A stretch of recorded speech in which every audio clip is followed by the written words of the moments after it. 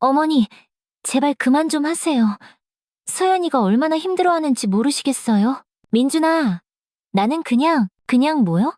매번 서연이 일에 간섭하고 애 키우는 방식까지 사사건건 참견하시잖아요. 어머니 때랑 지금은 세상이 달라요.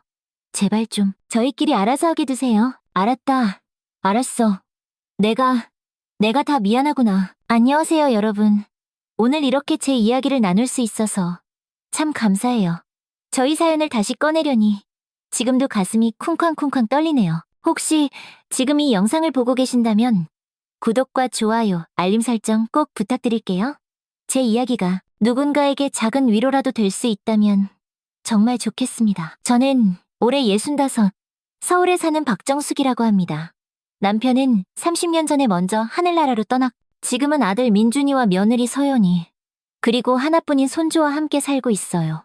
아니, 몇 년 전까지는 함께 살았었죠. 이제는 저 혼자 살고 있답니다. 제 이야기는 아들 민준이의 결혼식 날부터 시작돼요. 그날은 정말이지 눈물나게 행복한 날이었어요.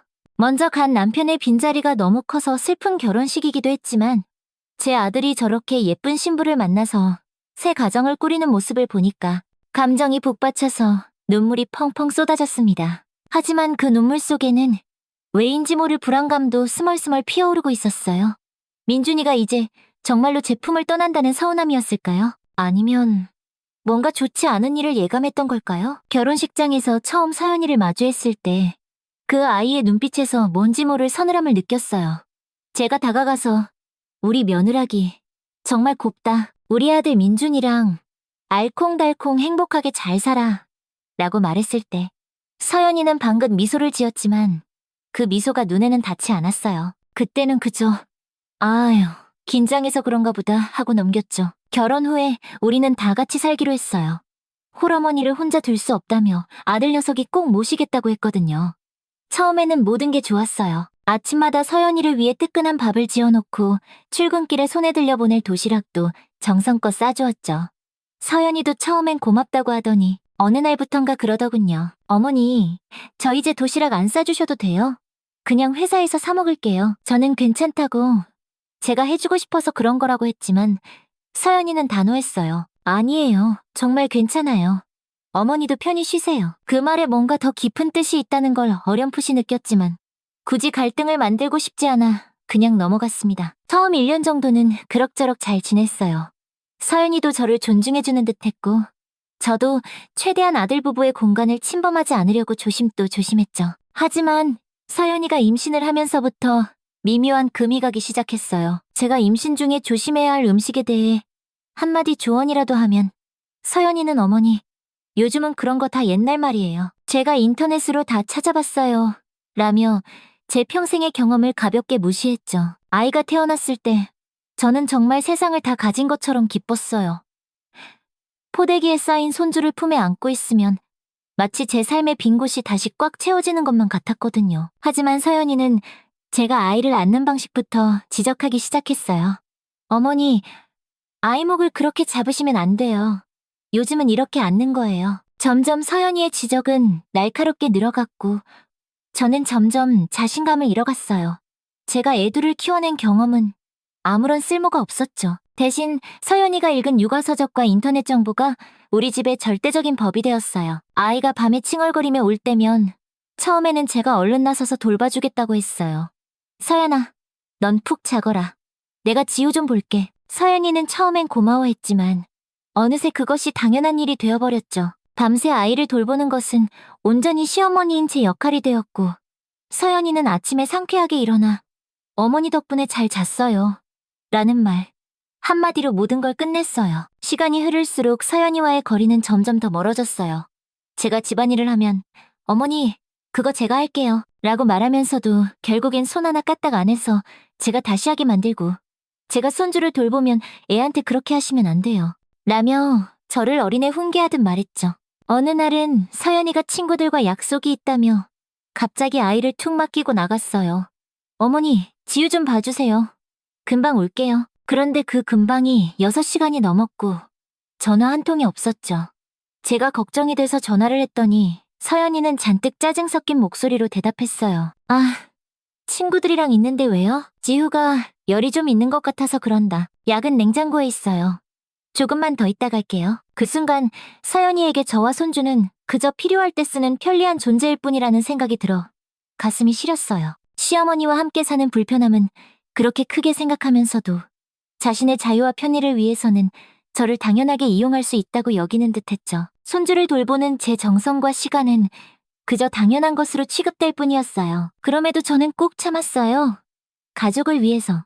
그저 가족의 평화를 위해서라는 생각으로요. 하지만 제 마음속에는 서서히 서운함과 소외감이 차곡차곡 쌓여가고 있었죠. 한 번은 손주가 아파서 제가 정성껏 끓인 미역국을 먹이려고 했는데 서연이가 부엌에 들어오더니 딱 잘라 말하는 거예요.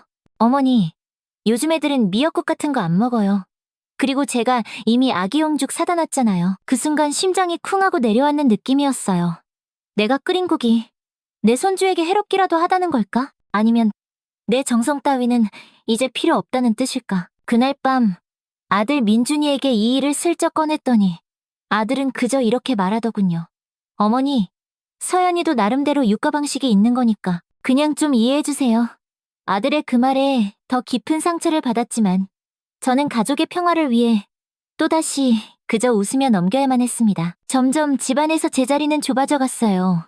부엌에서 요리를 하면 서연이가 와서 어머니, 요즘은 그렇게 안 해요라며 제 방식을 대놓고 부정했고 제가 손주와 놀아주면 애가 산만해져요. 라며 쌀쌀맞게 간섭했죠. 그럴 때마다 저는 그래, 내가 틀렸구나 하고 조용히 물러섰어요. 어느 날 서연이의 친구들이 집에 놀러 왔을 때였어요. 저는 그들을 위해 과일을 예쁘게 깎아내갔는데 서연이가 갑자기 제 팔을 막으며 말하더군요. 어머니, 저희끼리만 있을게요. 마치 저를 이 집의 외부인 불청객처럼 대하는 느낌이었어요. 그 순간 눈물이 핑 돌았지만 이를 악물고 꾹 참으며 그래, 너희끼리 편하게 이야기하려무나 하고 웃으며 제 방으로 들어왔죠. 방문을 닫고 창밖을 바라보는데 거실에서 서연이와 친구들의 웃음소리가 까르르 들려왔어요. 그 웃음소리가 왜 그렇게 날카로운 비수처럼 제 가슴을 후벼 파는지 모르겠어요. 창밖으로 보이는 하늘은 저렇게 맑기만 한데 제 마음은 먹구름이 잔뜩 낀 것처럼 어둡고 축축했죠. 여보, 나 이제 어떻게 해야 할까? 먼저 간 남편에게 속으로 말을 걸었어요. 여보, 당신이 살아있었다면 이런 일은 없었을까? 아니면 당신이 있었어도 똑같았을까? 사무치게 남편이 그리웠고 그 순간 세상에 혼자 남겨진 것처럼 너무나도 외로웠어요. 내 집인데, 내 가족인데 왜 이렇게 모든 것이 낯설게만 느껴지는 걸까? 그날 저녁 식사 시간, 제가 정성껏 끓인 된장찌개를 식탁에 올리고 있을 때였어요. 점심때부터 멸치, 다시마로 진하게 육수를 우려내고 엄선한 재료로 만든 제 자랑거리였죠. 그런데 서연이가 갑자기 외출복으로 싹 갈아입고 나타나더니 말했어요. 어머니, 저희 오늘 외식하기로 했어요. 서연이는 아이의 외투를 챙기며 서두르는 모습이었어요. 저는 잠시 손에 들고 있던 국자를 내려놓으며 어리둥절했죠. 오늘 외식? 민준이가 뒤에서 멋쩍게 웃으며 다가왔어요. 아, 아침에 어머니께 말씀드린다는 걸 깜빡했네. 하지만 그의 눈빛을 보니 이건 명백히 즉흥적인 결정이었다는 걸 알 수 있었어요. 서연이는 제게 잠깐 시선을 주더니 애매하게 고개를 까딱할 뿐이었어요. 얼른 가요. 예약 시간 늦겠어요. 민준이는 제게 죄송하다는 눈빛을 잠깐 보냈지만 이내 서연이의 재촉에 떠밀려 서둘러 현관으로 향했어요. 어머니, 저희 먼저 다녀올게요. 쾅! 문이 닫히고 갑자기 집안이 너무나도 조용해졌어요. 식탁 위에는 아직 김이 모락모락 나는 된장찌개와 정성스레 준비한 밑반찬들이 덩그러니 놓여 있었죠. 모두를 위해 차린 밥상인데 결국 제 몫만 남은 거죠. 혼자 식탁에 앉아 찬물에 밥을 말아 김치 몇 조각과 함께 천천히 아주 천천히 씹었어요. 뜨끈한 된장찌개는 그대로 있었죠. 내일 아침에라도 가족들에게 먹여야겠다는 생각에 손도 대지 않고 그릇째 냉장고에 넣었어요. 냉장고 문을 닫으면서 문득 이 집에서 나는 대체 누구인가 하는 생각이 들었어요. 내 존재감은 어디에 있는 걸까? 가족도 이 집의 주인도 아닌 그저 스쳐 지나가는 손님 같은 느낌. 아니, 손님보다도 못한 존재. 손님이라면 적어도 식사 계획 정도는 미리 알려줬을 테니까요. 그렇게 지내던 어느 날 서연이가 갑자기 선언하듯 말했어요. 어머니, 저 이제 일 다시 시작하려고요. 지우 좀 봐주실 수 있죠? 저는 기쁜 마음으로 그럼 당연하지. 라고 대답했어요. 하나뿐인 손주와 더 많은 시간을 보낼 수 있다는 생각에 마냥 행복했으니까요. 하지만 그때는 정말 몰랐습니다. 이것이 제 하루 전체를, 제 삶 전체를 빼앗아갈 일이 될 줄은. 아침 7시, 서연이는 출근 준비를 하며 손주를 제 방에 툭 데려다 놓았어요. 어머니, 지우 밥 먹였고요. 저녁에 8시쯤 올게요. 그리고는 문을 쾅 닫고 나가버렸죠.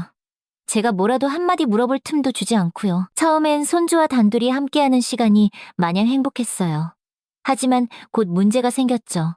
서연이는 손주를 맡기면서 어떤 지침이나 도움도 주지 않았어요. 기저귀는 어디에 두었는지, 낮잠은 언제 재워야 하는지, 알레르기가 있는 음식은 없는지 아무것도 말해주지 않았죠. 한 번은 손주에게 제가 직접 만든 닭죽을 먹였는데 그날 저녁에 돌아온 서연이가 불같이 화를 내는 거예요. 어머니, 제가 몇 번이나 말씀드렸어요. 애한테는 유기농 이유식만 먹이라고요. 제가 냉장고에 다 준비해놨잖아요. 저는 너무 당황해서 어쩔 줄을 몰랐어요. 서연아, 미안하다. 냉장고에 있는 줄 정말 몰랐어. 항상 그런 식이잖아요. 제 말은 귓등으로도 안 들으시고 무조건 어머니 방식대로만 하시려고 하고. 서연이의 눈빛은 얼음장처럼 차갑기 그지없었어요. 그날 밤 민준이가 돌아오자마자 서연이는 제 흉을 보기 시작했어요. 여보, 어머니가 또 내 말 무시하고 애한테 아무거나 먹였어. 나 정말 더는 못 참겠어. 민준이는 깊은 한숨을 쉬더니 제 방문을 똑똑 두드렸어요. 어머니, 잠깐 이야기 좀 할까요? 방에 들어온 민준이의 표정은 잔뜩 지쳐 보였어요.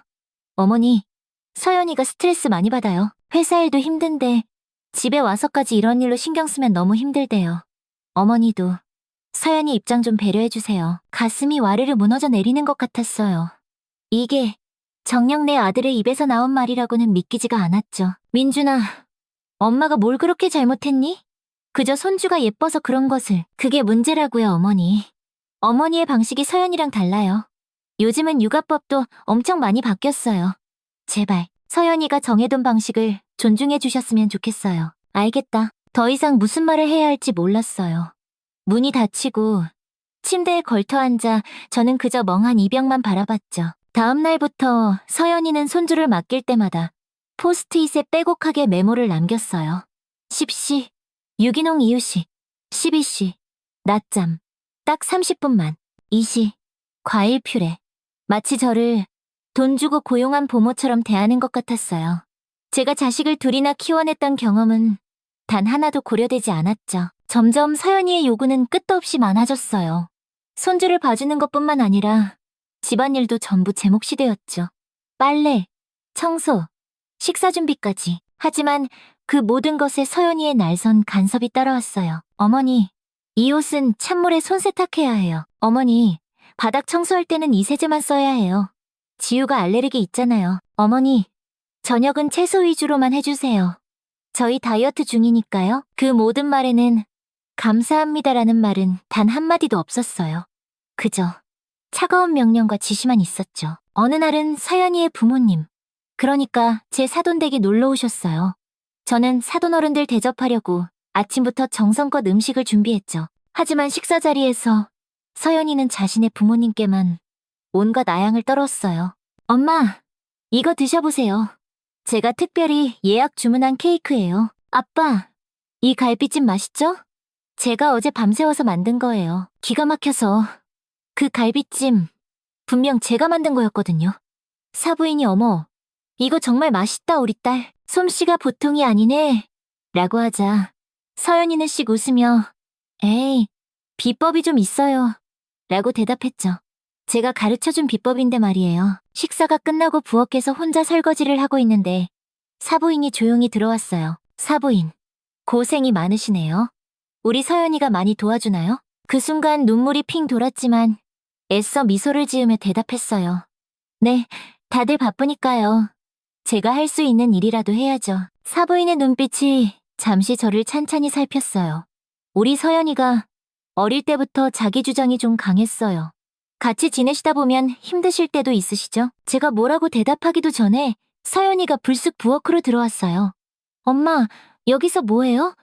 아빠가 찾으시던데. 그렇게 대화는 허무하게 끊겼고 저는 다시 넓은 부엌에 혼자 남았습니다. 가장 견디기 힘들었던 건 서연이가 마치 저를 손님처럼, 아니 하녀처럼 대하면서도 집안의 모든 가사노동은 당연히 제가 해야 한다고 생각하는 그 이중적인 태도였어요. 제 방은 이 집에서 유일하게 제가 마음대로 숨 쉴 수 있는 공간이었죠. 하지만 그것마저도 서연이는 서서히 침범했어요. 어머니, 제 옷 좀 이쪽 장에 정리해도 될까요? 제 옷장이 너무 좁아서요.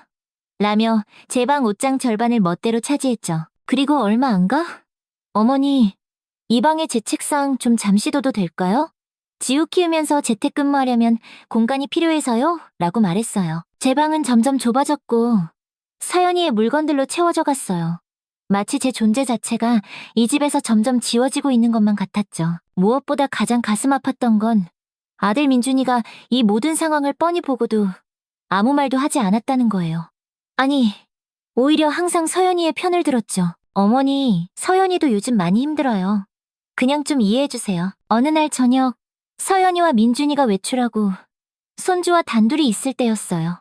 손주를 제 무릎에 앉히고 제가 어릴 적 들었던 옛날 이야기를 소곤소곤 들려주고 있었죠. 그때 갑자기 문이 벌컥 열리며 서연이가 들어왔어요. 어머니, 제가 몇 번이나 말씀드렸어요.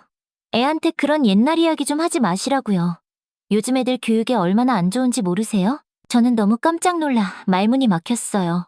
서연아, 그저 재미있는 이야기를. 재미있는 이야기요? 어머니 세대의 그런 구시대적인 이야기들이 우리 지우한테 얼마나 안 좋은 영향을 미치는지 아세요? 제가 육아서적 다 읽어봤어요. 그런 이야기는 아이의 상상력을 제한하고 시대착오적인 고정관념만 심어준다고요. 내가 너희를 그렇게 키워봤다. 민준이도 민준이 동생도 그렇게 나쁘게 큰 것 같지는 않은데. 서연이의 표정이 싸늘하게 굳었어요. 어머니, 그건 30년도 더 된 옛날 이야기잖아요. 세상이 얼마나 많이 바뀌었는데요. 제발 제 육아 방식을 존중해주세요. 그 말을 듣는 순간 지난 수십 년간 제가 쏟아부은 모든 노력과 사랑이 한순간에 송두리째 부정당하는 기분이었어요. 마치 제 인생 전체가 잘못되었다고 그렇게 말하는 것처럼 들렸죠. 그날 밤 저는 한숨도 잠을 이루지 못했어요. 창문 너머로 보이는 희미한 달을 바라보며 밤새 생각했죠. 내가 정말 이런 대접을 받으면서까지 여기에 있어야 하나?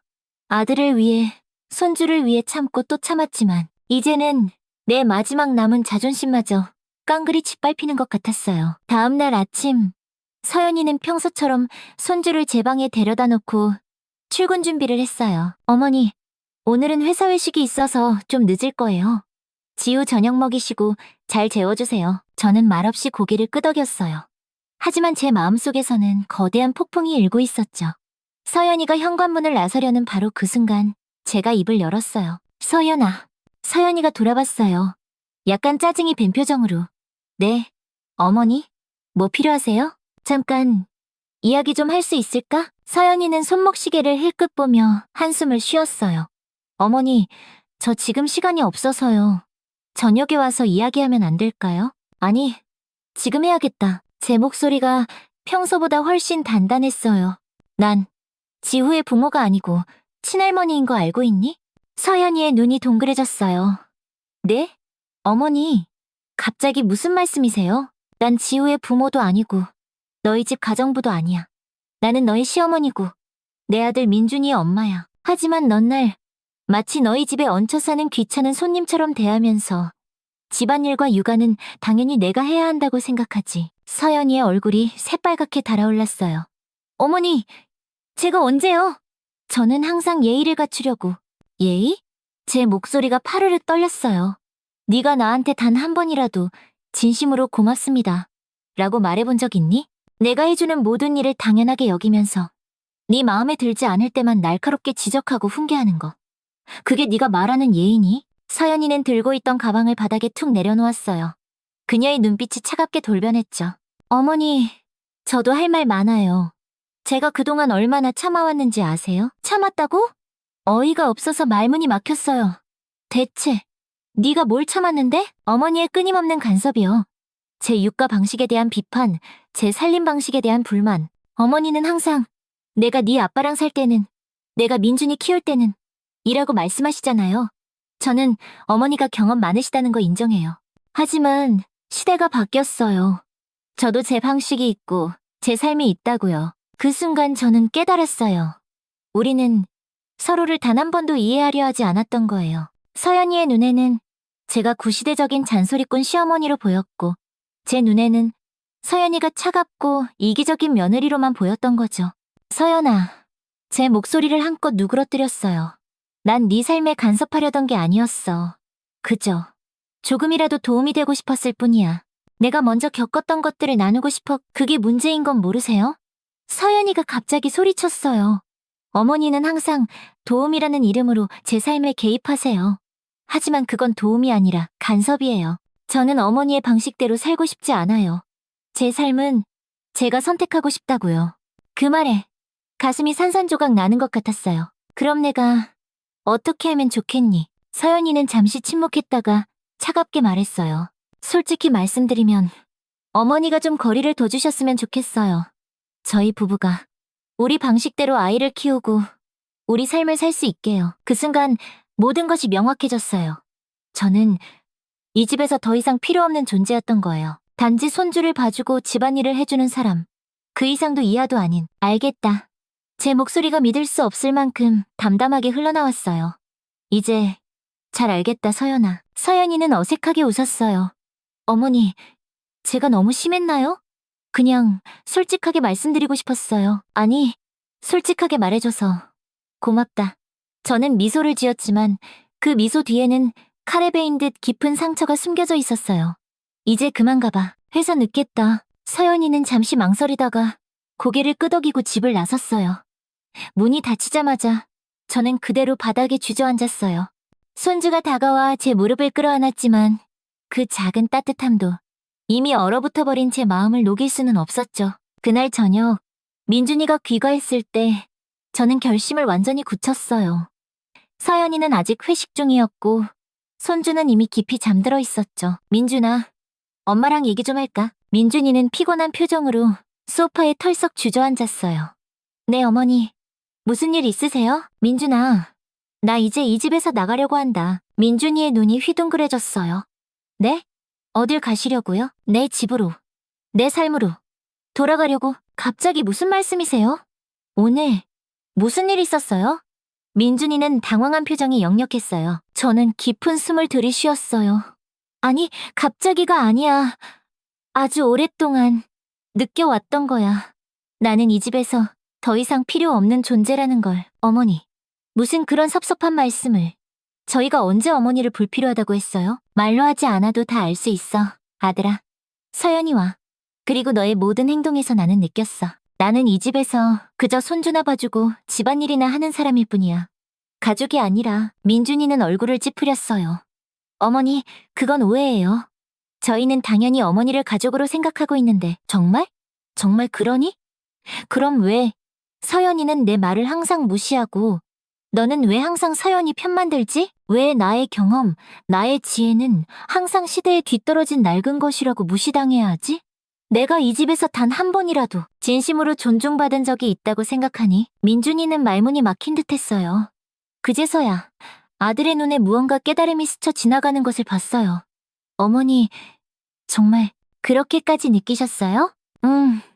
민준아, 매일, 매 순간 그렇게 느꼈어. 제 목소리가 가늘게 떨렸어요. 처음에는 참았어. 새로운 가족이니까 서로 적응하는 시간이 필요하겠지, 라고 생각했지. 하지만 시간이 지날수록 더 심해졌어.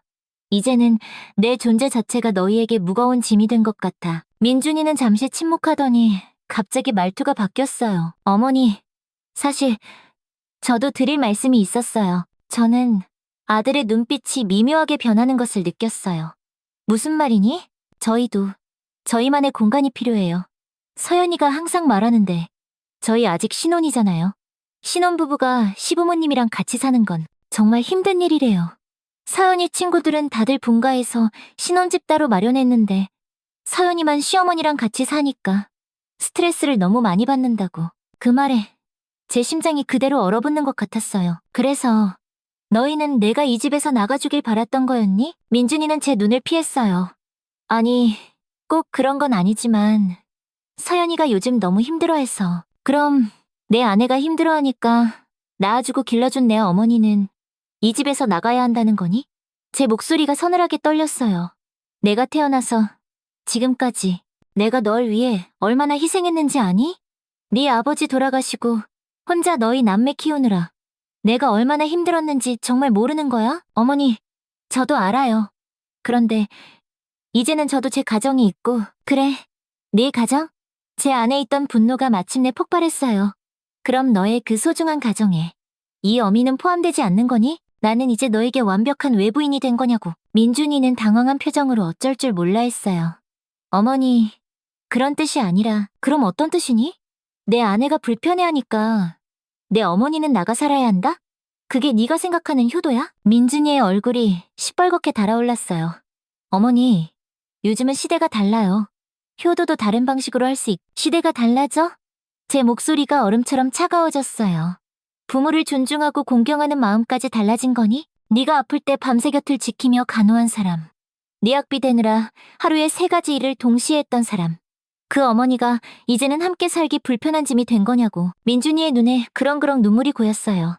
어머니, 제가 생각이 너무 짧았어요.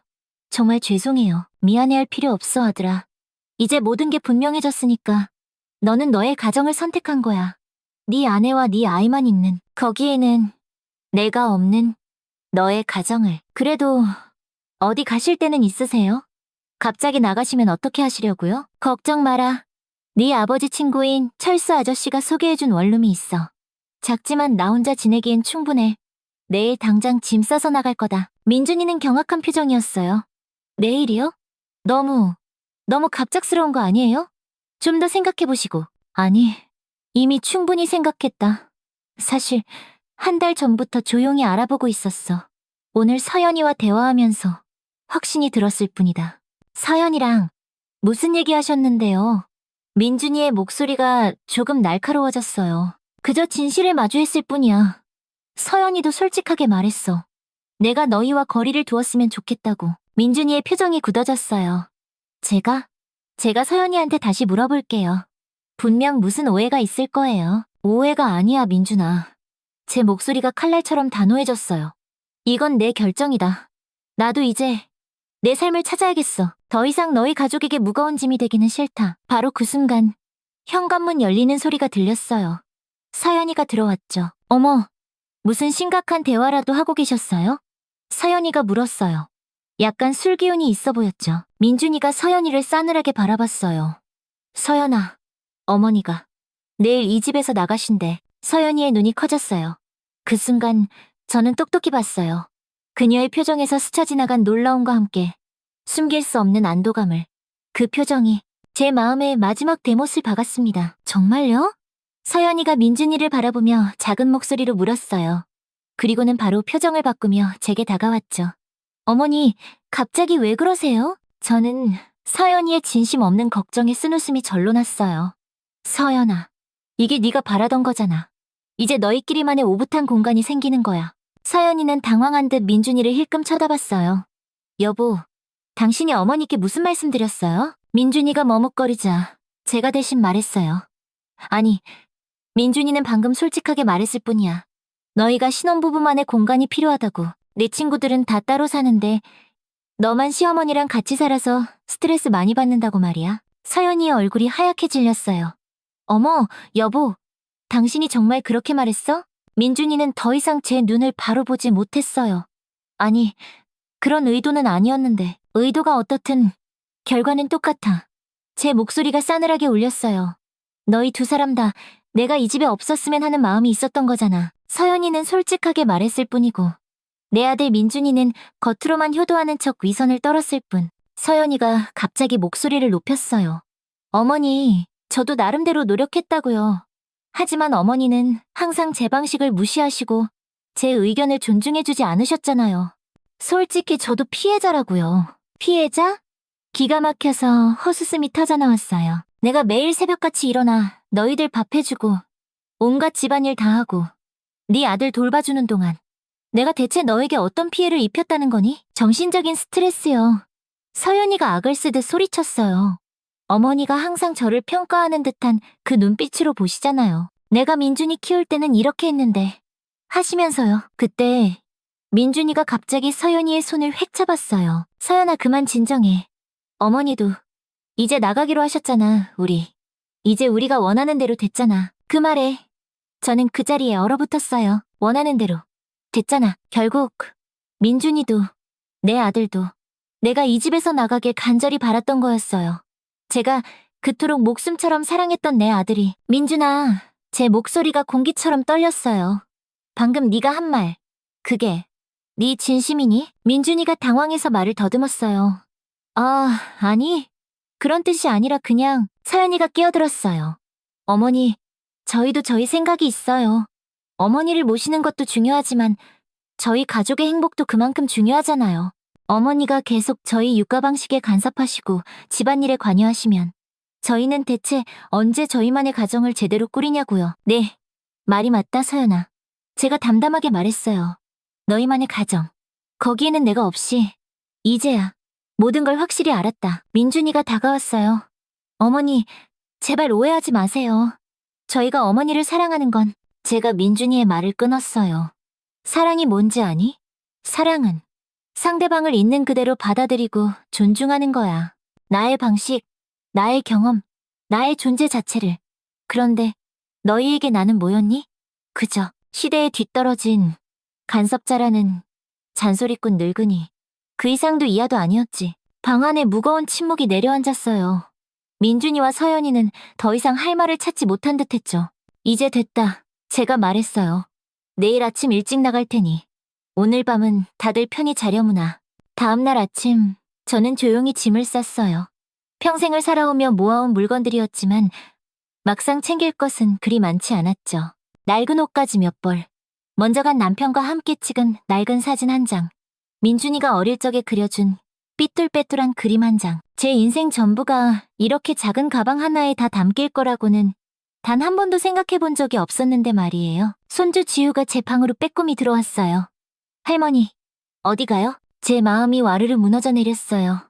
저는 손주를 꼭 안아주며 말했죠. 우리 강아지. 할머니가 이제 다른 집에서 살게 됐어. 하지만 자주 보러 올게. 꼭 할머니 못 가. 안 돼. 손주가 울면서 제 옷자락을 붙잡고 소리 질렀어요. 그 순간 서연이가 방에 들어왔어요. 지후야, 이리 나와. 할머니 바쁘셔. 서연이의 목소리는 평소보다 부드러웠지만 그 안에 서린 냉랭함은 감출 수 없었죠. 손주를 데리고 나가면서 서연이는 잠시 저를 돌아봤어요. 어머니, 정말 가시는 거예요? 서연아. 이게 우리 모두에게 더 좋은 길일 거야. 서연이는 입술을 지그시 깨물더니 말했어요. 제가 너무 심했나요? 저는 희미하게 미소 지었어요. 서로 다른 사람이니까. 내 방식이 너에게 맞지 않았던 거고, 너의 방식이 나에게 맞지 않았던 거겠지. 어쩔 수 없는 일이야. 서연이의 눈의 순간 죄책감이 스치는 듯했어요. 하지만 그 감정은 아주 잠깐이었죠. 연락주세요, 가끔. 말은 그렇게 했지만 그녀의 목소리에는 어떤 진심도 담겨있지 않았어요. 저는 그저 말없이 고개를 끄덕였죠. 민준이는 제가 짐을 다 싸서 나올 때까지 방문 앞에서 하염없이 기다리고 있었어요. 그의 눈은 밤새 울었는지 붉게 충혈되어 있었죠. 어머니, 정말 죄송해요. 제가 너무 무심했어요. 제 마음이 저릿하게 아파왔어요. 내 아들이. 잘못한 건 아들인데 이렇게 괴로워하는 모습을 보니 오히려 제가 더 미안해졌죠. 민준아, 네 잘못이 아니야. 그저 우리 모두에게 변화가 필요한 시간이 온 것뿐이야. 어머니가 그렇게 힘들어하시는 걸 왜 저는 몰랐을까요? 매일 같이 한 지붕 아래 살면서 사람은 원래 가장 가까이 있는 소중함을 제일 보지 못하는 법이란다. 저는 아들의 뺨을 부드럽게 쓰다듬었어요. 괜찮아. 엄마는 이제 내 삶을 한번 찾아볼 거야. 너무 오랫동안 미뤄두었던 숙제였어. 민준이가 제 짐가방을 들어주며 말했어요. 자주 찾아뵐게요. 주말마다 꼭 찾아뵐게요, 어머니. 그럴 필요 없다. 네 가정에 충실해. 엄마는 정말 괜찮으니까. 택시를 타고 새로운 집으로 향하는 길. 창밖으로 빠르게 스쳐 지나가는 풍경이 마치 제 지난 인생처럼 느껴졌어요. 하나둘씩 뒤로 사라져버리는 순간들. 이제는 제가 주인공이 되어 새로운 길을 개척해야 할 시간이 온 거죠. 새로 얻은 원룸은 정말 작았어요. 10평 남짓한 좁은 공간에 작은 주방과 화장실이 전부였죠. 하지만 이상하게도 마음은 그 어느 때보다 편안했어요. 이곳은 온전히 저만의 공간이니까요. 누구의 눈치도 볼 필요 없고 누구의 비난도 받지 않아도 되는 곳. 짐을 풀고 낡은 창가 의자에 앉았어요. 창문 너머로 보이는 하늘이 그 어느 때보다 넓고 푸르게 느껴졌죠. 문득 가슴이 뭉클해졌어요. 이렇게 완벽히 홀로 남겨진 것이 처음에는 두렵기도 했지만 동시에 묘한 해방감도 느껴졌거든요. 저녁이 되자 철수 아저씨가 찾아왔어요. 남편의 오랜 친구이자 제가 유일하게 속마음을 털어놓을 수 있는 분이었죠. 집들이라며 작은 난 화분을 들고 오셨더군요. 괜찮아 보이는 구먼 정숙씨? 갑자기 독립한다길래 걱정 많이 했는데 네, 아저씨. 생각보다 훨씬 괜찮네요. 오히려 속이 다 후련해요. 철수 아저씨는 따뜻한 미소를 지어 보이셨어요. 허허, 그래도 난 자네가 이런 결정을 할 줄은 꿈에도 몰랐네. 평생을 가족밖에 모르고 살던 사람이. 저도 몰랐어요. 하지만 언젠가는 했어야 할 결정이었나 봐요. 이제야 비로소 제 삶을 찾은 것 같아요. 그래, 이제라도 자네 자신을 위해 살 시간이 된 게지. 내일 나랑 같이 동네 문화센터에나 가보는 건 어떻겠나? 요즘 노인들을 위한 재미난 프로그램이 그렇게 많다던데? 처음으로 노인이라는 단어가 저를 불편하게 하지 않았어요. 그저 제 인생의 새로운 장이 드디어 시작된다는 설렘으로 다가왔죠. 밤이 깊어지고 철수 아저씨가 돌아간 후 조용한 방 안에 혼자 있자니 문득 쓸쓸함이 파도처럼 밀려왔어요. 손주의 까르르 웃는 소리, 민준이의 퉁명스럽던 목소리마저 그리웠죠. 하지만 동시에 이 고요함이 주는 깊은 평화도 느껴졌어요. 아무도 내 행동을 지적하지 않고 내 방식을 비난하지 않는 이 공간에서의 자유로움. 다음 날, 저는 철수 아저씨와 함께 문화센터에 갔어요. 그곳에서 도자기 수업, 스마트폰 활용법, 노래 교실 등 정말 다양한 프로그램을 접했죠. 처음에는 모든 게 어색하고 낯설었지만 곧 저와 비슷한 또래의 사람들과 이런저런 이야기를 나누며 마음의 문이 활짝 열렸어요. 특히 도자기 수업이 제 마음에 쏙 들었어요. 차가운 흙을 조물조물 만지며 새로운 형태를 만들어가는 과정이 마치 제 남은 삶을 새롭게 빚어가는 것만 같았거든요. 모양은 투박했지만 제 손끝에서 탄생한 작은 밥그릇을 보며 정말 오랜만에 가슴 벅찬 뿌듯함을 느꼈죠. 선생님, 이거 정말 제가 만든 거 맞아요? 그럼요. 어머님, 처음 하시는 분치고는 감각이 아주 좋으세요. 손재주가 남다르신데요? 생전 처음 들어보는 칭찬에 얼굴이 후끈 달아올랐어요. 평생을 가족을 위해 음식을 하고 빨래를 하고 청소를 했지만 그런 일에 손재주나 감각이 있다는 말은 단 한 번도 들어본 적이 없었거든요. 집으로 돌아오는 길 갑자기 민준이에게서 전화가 왔어요. 어머니, 잘 지내세요? 뭐 불편한 건 없으시고요? 아주 잘 지낸다. 오늘은 문화센터에 가서 도자기도 만들고 왔어. 도자기요? 민준이의 목소리에 놀라움이 가득 묻어났어요. 어머니가 그런 걸 다 하실 줄은 정말 몰랐네요. 나도 몰랐단다 하더라. 이제야 알게 된 거지. 통화를 마치고 집에 들어오니 아침에 나설 때보다 제 작은 원룸이 훨씬 더 아늑하고 포근하게 느껴졌어요. 창가에 놓인 철수 아저씨에 난 화분에 물을 주며 생각했죠. 그래, 이제부터가 진짜 시작이야. 내 인생에 새로운 막이 오르는 거야. 일주일이 지나고 민준이가 손주를 데리고 저를 찾아왔어요. 서연이는 오지 않았죠. 아마도 저를 마주할 용기가 없었거나 그럴 마음이 없었거나 둘 중 하나였을 거예요. 할머니, 손주가 달려와 제품에 폭 안겼어요. 우리 지우 왔구나. 아이고, 보고 싶었어, 내 새끼.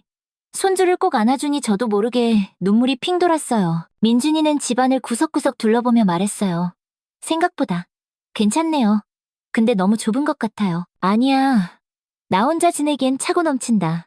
저는 환하게 미소 지었어요. 오히려 이렇게 아담한 공간이 더 아늑하고 편해. 손주와 놀아주는 동안 민준이는 계속해서 안절부절 못하며 미안한 표정을 지었어요. 어머니, 정말 죄송해요. 제가 조금만 더 신경 썼어야 했는데. 민준아, 이제 그만 미안해하렴. 오히려 이렇게 된 게 다 잘된 일일지도 몰라. 덕분에 엄마가 이렇게 새로운 삶을 살게 됐잖니. 정말요? 민준이의 눈에 의심이 어렸어요. 그럼 정말이지. 문화센터도 다니고 새로운 친구도 사귀고 평생을 가족만 바라보고 살았던 내가 이제야 비로소 나를 위한 시간을 가지게 됐어. 민준이는 그제서야 조금 안심한 듯 희미하게 미소를 지었어요. 어머니가 행복하시다면 저도 기뻐요. 그들이 돌아간 후 저는 문득 사연이가 궁금해졌어요. 그녀는 지금 어떻게 지내고 있을까? 제가 없는 집에서 그녀는 과연 행복할까? 자기가 그토록 바라던 대로 자유롭게 자신의 삶을 살고 있을까? 하지만 저는 곧 그런 생각을 접었어요. 이제는 오롯이 제 삶에만 집중할 시간이니까요. 옛날에는 항상 남을 먼저 생각하고 제 자신은 맨 마지막이었지만 이제는 저 자신을 가장 먼저 생각하기로 했어요. 조금은 이기적인 것 같아 미안한 마음도 들지만 65 평생 만에 처음으로 나를 위한 시간을 갖는 거니까요. 한 달이 지났을 때 저는 문화센터에서 알게 된 마음 맞는 친구들과 함께 여행을 가기로 했어요. 제주도로 2박 3일 일정이었죠. 제주도요? 어머니 혼자서 가시게요? 민준이가 깜짝 놀라 물었어요. 아니, 친구들이랑 같이 가. 문화센터에서 만난 좋은 분들이야. 어머니가 그런 분들이랑 여행까지 다니실 줄은 정말 몰랐네요. 저 자신도 평생 생각도 못하던 일이었어요. 평생을 가족이라는 좁은 울타리 안에서만 살았던 제가 이제는 새로운 인연을 만들고 새로운 경험을 쌓아가고 있었죠. 제주도 여행은 정말 꿈만 같았어요. 푸른 바다를 보며 멍하니 명상에 잠기고 오름을 오르며 구슬땀을 흘리고 밤에는 친구들과 막걸리 한 사발을 기울이며 그동안 못다한 인생 이야기를 나눴죠. 이런 완벽한 자유로움을 평생 단 한 번도 느껴보지 못했다는 사실이 새삼 놀라울 따름이었어요. 여행에서 돌아온 지 얼마 안 돼 집으로 전화가 왔어요. 뜻밖에도 며느리 서연이었죠. 어머니, 잘 지내세요? 서연이의 목소리는 무척이나 어색했어요. 응, 잘 지낸다 서연아. 방금 제주도 여행에서 돌아오는 길이야. 제주도요? 서연이의 놀란 목소리가 수화기 너머로 들려왔어요. 어머니, 혼자서요? 아니, 친구들이랑 다 같이 다녀왔어. 저는 아주 편안하게 대답했어요. 잠시 침묵이 흐른 뒤 서연이가 힘겹게 말을 이었어요. 어머니, 그때 일은 정말 죄송했어요. 제가 너무 이기적이었던 것 같아요. 서연이의 갑작스러운 사과가 예상 밖이었지만 이상하게도 제 마음은 호수처럼 평온했어요. 괜찮다 서연아? 오히려 네. 덕분에 내가 이렇게 새로운 삶을 찾게 됐으니까. 지우 아빠도 많이 죄송해하고 있어요. 혹시 이번 주말에 저희 집에 한번 오실 수 있으세요? 식사라도 같이. 그래, 좋지. 제가 대답했어요. 하지만 예전과는 전혀 다른 마음이었죠. 이제는 그저 가벼운 마음의 방문객으로 가는 것이니까요. 주말에 민준이네 집에 갔을 때 서연이는 평소와 달리 무척이나 친절했어요. 정성스럽게 음식을 준비해놓고 조심스럽게 제 눈치를 살폈죠. 하지만 대화는 여전히 어색했어요. 손주 이야기, 날씨 이야기. 그 이상의 깊은 대화는 오가지 않았죠. 식사를 마치고 민준이가 물었어요. 어머니, 요즘은 어떻게 지내세요? 난 참 잘 지낸다, 아들아. 저는 진심을 담아 말했어요. 문화센터에서 도자기도 배우고 스마트폰 강좌도 듣고 있어. 철수 아저씨가 소개해줘서 노인대학에도 다니기 시작했단다. 거기서 영어도 배우고 있지.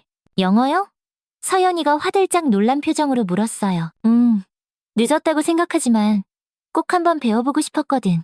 나중에 기회가 되면 해외여행도 한번 가보고 싶어서. 민준이와 서연이는 서로 말없이 눈빛을 교환했어요. 아마도 그들의 예상과는 전혀 다른 제 모습에 크게 놀란 것 같았죠. 어머니, 혹시 다시 저희 집으로.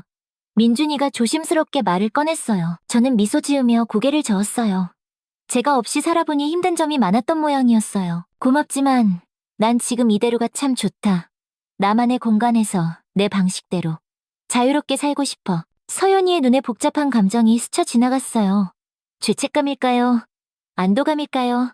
아니면 둘 다였을까요? 하지만 이제 제게는 그건 더 이상 중요하지 않았어요. 제 삶의 주인은 이제 온전히 저 자신이니까요. 그날 이후로도 가끔씩 민준이네 집에 초대받아 갔어요. 처음에는 한 달에 한 번, 그러다 2달에 한 번. 점점 방문 간격이 길어졌지만 저는 그것을 조금도 서운하게 생각하지 않았어요. 오히려 그만큼 제 삶이 더 풍요로워지고 있다는 증거였으니까요. 도자기 수업에서 만든 작품들을 모아 작은 전시회도 열었어요. 철수 아저씨와 문화센터 친구들이 모두 와서 진심으로 축하해 주었죠. 민준이 가족도 초대했지만 결국 오지 못했어요. 지우가 갑자기 열이 나서요. 라고 짧은 문자가 왔죠. 예전 같았으면 가슴이 무너질 것처럼 서운했겠지만 이제는 그저 그럴 수 있지 하고 이해할 뿐이었어요. 어느 날 철수 아저씨가 제게 물었어요. 정숙 씨, 후회는 없어? 그 좋던 가족들 곁을 떠난 거 말이야. 저는 잠시 생각에 잠겼다가 웃으며 답했어요. 아니요, 아저씨. 후회는 전혀 없어요. 오히려 감사해요. 이렇게 늦게라도 진짜 제 삶을 찾게 되었으니까요. 그래도 손주는 보고 싶지 않나? 물론 보고 싶죠. 하지만 이제는 좀 달라요. 예전에는 손주가 제 삶의 전부인 것처럼 느껴졌어요. 하지만 지금은 손주도 제 삶의 소중한 일부일 뿐 전부는 아니에요. 철수 아저씨가 흐뭇하게 미소 지었어요. 많이 변했구먼, 정숙 씨. 훨씬 더 당당해지고 더 행복해 보여. 1년이 지났을 때 저는 노인대학 친구들과 함께 유럽 여행을 계획했어요. 일주일 동안 이탈리아와 프랑스를 둘러보는 꿈에도 그리던 일정이었죠. 민준이에게 전화했을 때 아들의 반응은 예상대로였어요. 어머니, 그 연세에 해외여행이요? 위험하지 않을까요? 예, 민준아. 나랑 같이 가는 사람들 다 나랑 비슷한 또래야. 다들 건강하게 잘만 다니시던데 뭘. 제가 웃으며 말했어요. 그래도 너무 무리하시는 거 아니에요? 무리가 아니라 도전이야, 아들아. 이제야 내가 얼마나 많은 것을 경험하지 못하고 살았는지 깨달았어. 앞으로 더 많은 것을 보고, 느끼고, 배우고 전화를 끊고 나서 문득 그런 생각이 들었어요. 항상 가족을 위해 자신을 희생하고 그들의 행복만을 위해 살았던 과거의 제 모습. 그때의 저는 지금의 제가 될 거라고는 상상도 못했을 거예요. 유럽 여행은 정말 환상적이었어요. 로마의 웅장한 유적 앞에서 파리의 반짝이는 에펠탑 아래에서 사진을 찍으며 저는 생각했죠. 그래, 이제야 진짜 내 인생을 살고 있구나. 여행에서 돌아온 후 서연이에게서 연락이 왔어요. 어머니, 유럽 여행 잘 다녀오셨어요? 사진 좀 보여주세요. 저는 서연이를 만나 동네 카페에서 커피를 마시며 여행 사진을 보여줬어요. 서연이의 눈에는 묘한 부러움과 존경심이 어려 있었죠. 어머니, 정말 너무 멋져 보여요. 저도 나중에 나이 들면 어머니처럼 이렇게 살 수 있을까요? 저는 웃으며 대답했어요. 왜 그때까지 기다리니? 지금부터라도 너의 삶을 살아도 늦지 않아. 서연이는 잠시 생각에 잠긴 듯했어요.